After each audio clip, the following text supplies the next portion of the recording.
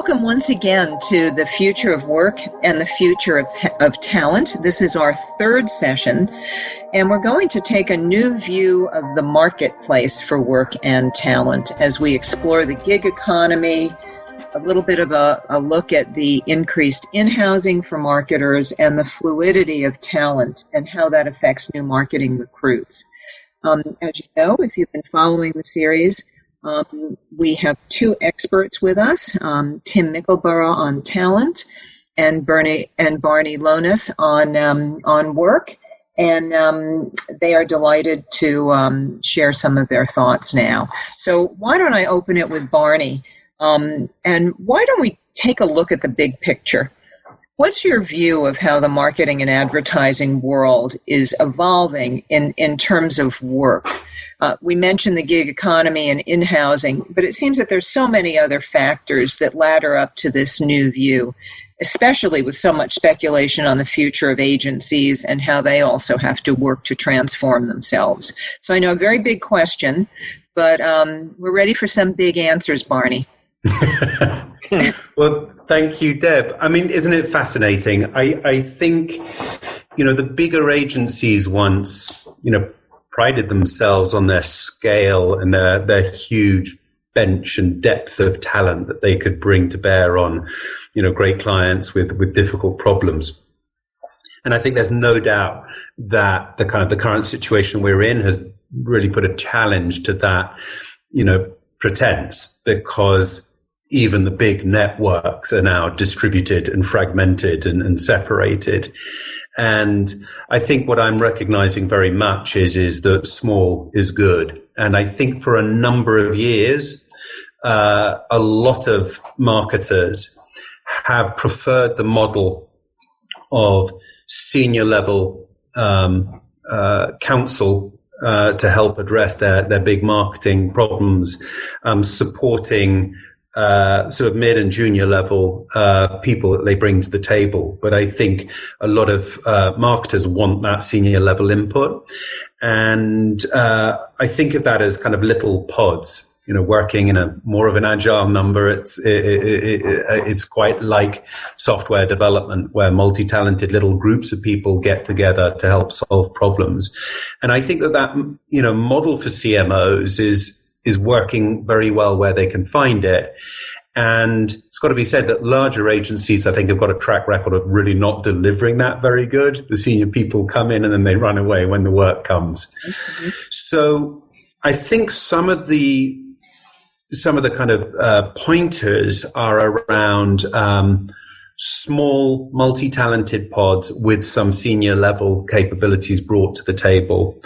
I think that can also mean open source type of units where they're not everyone is working for the same company, but they're pulled in onto a specific project. I think it helps when people come to the table with a strong point of view, so that they're not just resources coming to look at a problem, but they come with a specific point of view about how to solve that problem. I think agencies have, often done that with strong culture. So they come to the table with a strong DNA and a point of view and methodology on how to address problems. But that is the same kind of ability, I think, should apply to anyone coming to the table. But I do think the ability to infuse a process and a strong culture as you come and look at problems is definitely an advantage. And then the final area I'd look at is that those groups, those agencies that are really digitally savvy are finding the situation that we're in today super easy. It's very natural to them to collaborate across digital channels. They feel very in tuned with how to deliver synchronized, consistent messages across multiple channels at the same time. And I think they've got a very good instinct for their customers and their clients and what impulses they're having to say, how they would like businesses to communicate with them. So I think those are some of the bigger themes that I see. Well, before I go to Tim, because I think one or two of the things that you mentioned could specifically affect some of his trainees and how he thinks about work. But I just want to clarify, when you mentioned small is good, it just to clarify, it means that these working pods, being smaller and in some ways more specialized, seems to be the way of the future. That's absolutely right. I mean, my thought on that is that when you think about good process management, you think about the good collaboration tools. Again, if we're learning from software development, you're looking at transparent workflow, transparency in terms of what everyone in the team is doing, prioritized on an agile basis, and managing the available resources to address the biggest priorities of the team. That methodology seen in Kanban or Agile, I think, is a very forward-leaning way of managing teams. Inherently, those teams are small. They do not need a big bureaucracy to manage them. They are kind of self-managed through their collaboration tools. Well, certainly it sounds like Microsoft has come up with the right word then for their software program that enables teams to connect. And it seems that Teams is coming into the language as a more important concept of how we collaborate digitally. I would think, Tim, in many ways, if these future leaning companies are creating these kind of units, that would be a wonderful opportunity for new talent, because it's a way that they can have a seat at the team table, both to learn but both to contribute. And are you, just to open this up a little bit, are you finding that some of your trainees are working in this manner, or are aware of it, or desire to work in this way? I mean, I think that's very true, and I agree with Barney there on that sort of sense of groups and smaller groups to be more agile and effective. I think, for younger marketing talent in the industry, the opportunities to absolutely want to work in those sort of very high-performing teams that don't have a huge amount of bureaucracy and a huge amount of levels, where ultimately they can contribute. And as you say, sort of that seems to be the most effective route. I think what is interesting is the skills required for those to work in those kind of teams are quite specialist. So we're seeing sort of specialist skills, especially in SEO, SEM, and optimization type of marketing to sort of make up those teams. And they might be rounded out by analytics and other elements to form those teams. So I do absolutely think for the younger marketing talent of today, those kind of teams are exactly where they want to work. Do they always get to do that? I think that's a mix, right? Sometimes yes, sometimes not so much. And they may be in a big organization where their projects are a little more ring-fenced, to say, and they don't necessarily get that flexibility that they might want. But I do think that's also another learning opportunity too. The trouble is that it can be too narrow. Yes, the teams are a great way to kind of have those different skill sets in one place.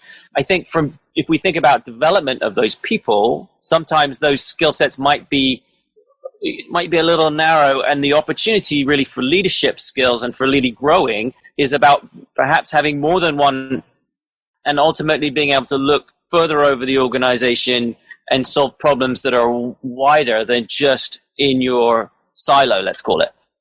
Well, let me think about that for a second, because one of the things that we were talking about as part of a new view of the marketplace is a little bit of the gig economy, and I'm not sure if I'm up to speed on if the gig economy is thriving right now, or maybe a little less so. COVID has changed so many things. But would you envision Barney, say on these effective smaller teams or pods that you've talked about, are they all necessarily employees of a certain, whether it's an agency or whether it's even an in-house unit within a marketing department? Can some of them be just outside experts who want to work on certain projects and make their living that way? Deb, I think the ultimate vision is that you bring the best available talent in the marketplace to the project. And the ultimate vision would be to say that you've got transparency in terms of your capabilities as individuals and the ingredients or the DNA you need to address a specific client issue. So in an agency context, essentially what you're forming is a marketplace where you have got projects that can be, with a defined set of needs and capabilities that are needed to address that problem. And on the other side, you've got a pool of talent of different levels of experience with different niche skills, to Tim's point. And that marketplace can help bring the right team to the table in a given situation. I think larger agencies would have the aspiration that they can provide their own pool of 100,000 employees or 20,000 or 5,000 or smaller, right? But they would like to think that they could manage their own marketplace. But I think increasingly you're beginning to see a number of agency models who pride themselves on their extended network of freelancers. And their USP is essentially their digital operating system, which is a place where people can plug in and collaborate on. That operating system has got a set of training so that the freelancers coming into the space can be qualified and measured against certain standards. And as they do that, they become attuned to the specific processes that agency is using. And I think that's very exciting. It's a really, really interesting model. And as a marketer or a CMO, I think that's pretty exciting because I can put out, as it were, to tender in a marketplace a need for a few senior thinkers to help me with certain problems. And then I can also pull in a team who can help deliver against the expectation and whatever specialisms those need to be. So ideally, this would be a fluid marketplace, totally data-driven. Tim and I have talked about this notion of a kind of a talent blockchain of individuals effectively building a blockchain of skills and experience that they'd be able to plug into this marketplace so that their profile can come up when the right job appears. I think it will take us a few years to get there. And I do believe that at the core, you want some full-time employees to drive culture and to drive best practice and excellence. But I also believe that maybe there's an 80% of people who could easily live as freelancers within that marketplace, and then, could use that to apply themselves to jobs. Yeah, 80% is a big number. I just want to make a couple of comments on it because one of the things we did talk about in one of the earlier sessions was if we are in more of a remote world, then that might mean that there are less obstacles to talent because someone from anywhere can be part of the team if these teams are all put together digitally. So that's interesting on one level. We've talked a lot about the agency model, and I realize that's very dear to marketers themselves. But as more of them take some elements in-house or want to beef up their own teams, they may not have access to the same kind of pools of talent. So let me ask Tim this: how are trainees? Are trainees now a more important part of the role to beef up some of these internal marketing departments? Or it's interesting where people go for sources, And then I want to return to something else because I think that Barney's come up with a new software program. But anyway. Absolutely, he has. Deb, I think, right now, marketing leaders are, they need to be tech savvy, they need to be data fluent, they need to be measurement focused. All things need to be, governors of brands, equipped with, savvy about AI and VR and managing customer experience across a ton of different channels. I think for trainees and their role in these bigger groups, I think there's definitely a sense that they can bring a specialism to a team that you can look in multiple different directions in terms of employees, trainees, gig workers that are well vetted and sort of well onboarded as Barney described.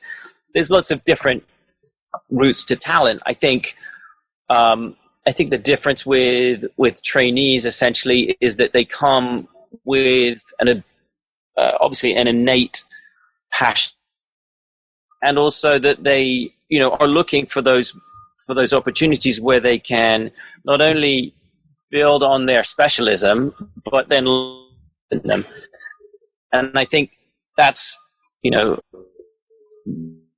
I think it's really about being able to grow beyond narrow domains, and I think really good leaders are the ones that are able to sort of make that happen for people.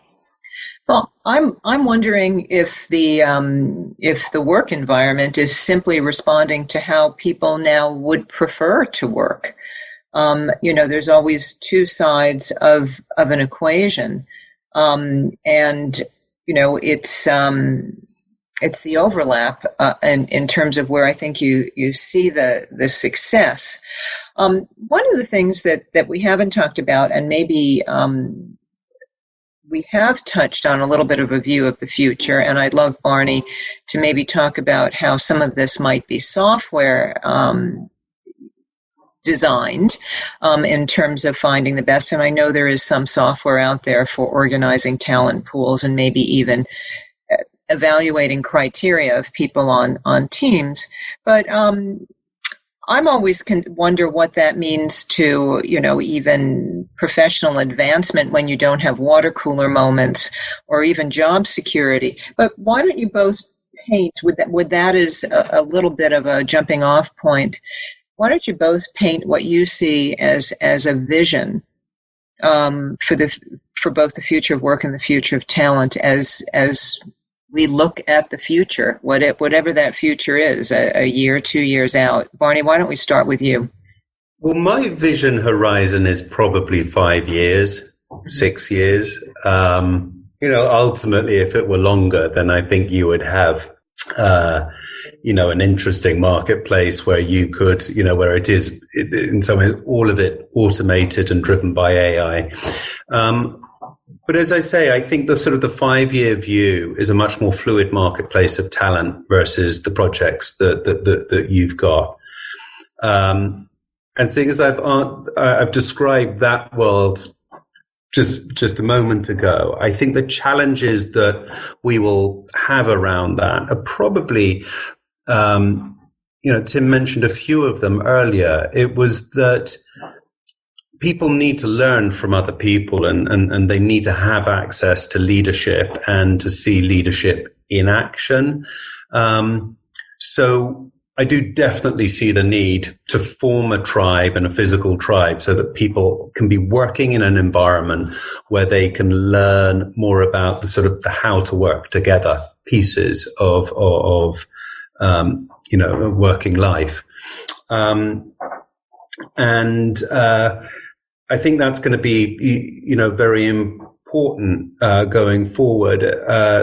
Thinking about how you provide those social connections to your team will also be a big challenge. I think the other challenge might relate to what people call the day job. The side projects are often the most fulfilling projects in work, but someone's actually got to continue to do the hard work. And I think, this notion that you've got a totally fluid marketplace that satisfies all of your needs is probably slightly unrealistic. And we've definitely got to develop a clear vision of how you give people learning opportunities on the one hand, but also leverage their commitment to the team to keep the basic business running. No, you're right. That can be a hard balance, and who knows what other new challenges will come to the forefront. Tim, what do you see for the future? And I'm assuming this will be more from the perspective of your own company and the trainees that you work with to provide marketers, new expertise.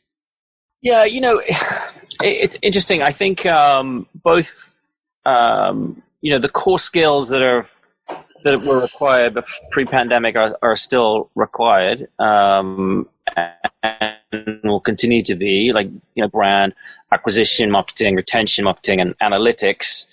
Are still the sort of the key required skills for marketeers to perfect. I think it's interesting now, though, and as you see, like the pandemic perhaps has made this even more clear, that those sort of, let's call them less technical skills, like digital collaboration, effective communication, sort of real training and nurturing, have become really, really more important almost, or just as important, and it become more challenging with a dispersed workforce, right? But I think those skills are ultimately the ones that, if people can perfect them and learn them, are the ones that make for effective leadership, because I think that's the piece that gets lost with the lack of that sort of physical interactions and sort of, as you say, water cooler moments and things like that from the office.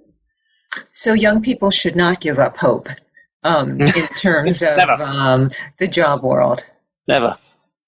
Okay. And the senior leaders, Barney, are they? They're finding. I think the senior leaders, have got more opportunity than they've ever had before to access young talent through operations such as Tim's group, who willingly bringing hyper talented individuals to the table. And I think, senior marketers have got a great opportunity to refresh the skills of their teams today and look to build capabilities for what they're going to need in order to win in the future. So I think senior marketers need to be reminded that change is good, and that developing skills in their own teams must be an ongoing basis, and there's plenty of opportunity to do that. Well, on that note, between recognizing that change is good and being future ready might be more of the words that have come out of what we've learned from COVID. I think we'll end it there for today, and I thank you both for sharing your insights on this fascinating topic of the intersection of both work and talent in these times. So thank you both. Thank you. Thanks, Deb. Thank you so much.